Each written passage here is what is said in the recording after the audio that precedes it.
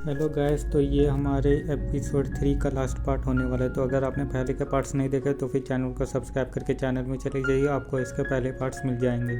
तो फांग कहता है कि मुझे नहीं लगता कि इस चाची मुझे अपग्रेड करेगी। मिस्टर जैन बोलता है कि फिर तुम्हें अपने जजमेंट पर ट्रस्ट करना चाहिए और चाची का एब्जॉर्ब करना चाहिए, क्योंकि ऐसे अगर किसी इंसान को बहुत सारे पैसे मिलते हैं वो इम्पल्सिवली उन पैसों का खर्च करने लगता है। इधर हम शौची को देखते हैं जो मिस्राई और साबू को लेकर के शॉपिंग करने के लिए जाती है और इन लोगों को ढेर सारी शॉपिंग कराती है। लेकिन जब उसे अपनी नई ड्रेस पसंद आती है तब वो उसे नहीं लेती, क्योंकि वो बहुत ही ज़्यादा महंगी थी। तो मिस्राई का फोर्स करने के लिए वो अपने और मिस्टर हान के लिए एक कपल बैंड ले लेती है।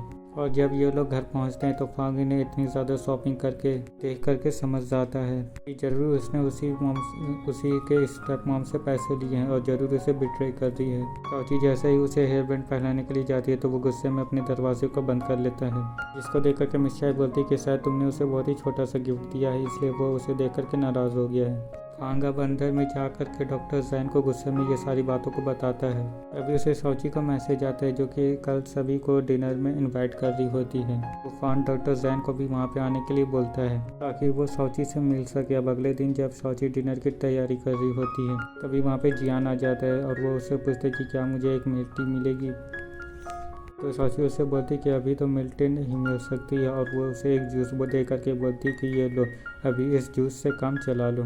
यहाँ पे ये दोनों एक दूसरे को वीचैट पे भी ऐड कर लेते हैं, एक दूसरे के अच्छे फ्रेंड्स भी बन जाते हैं, जिन्हें इस तरह से बातें करते हुए मिस्चाई भी देख रही थी। और फिर मिस्चाई शौची के पास आकर के उसे बोलती कि मुझे तुम्हारे और मिस्टर फांग के रिलेशनशिप को बहुत ही ज़्यादा पसंद करती हूँ।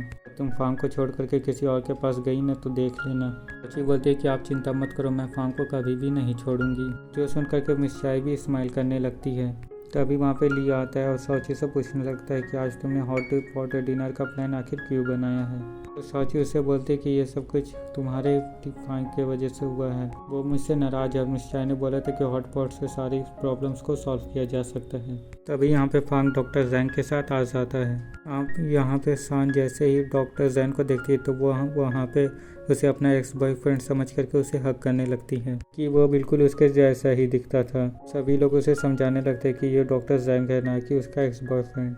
और मिस्टर शौची उसके बाल खींच करके बोलने लगती है कि क्या तुमने हेयर ट्रांसप्लांट करवाया है।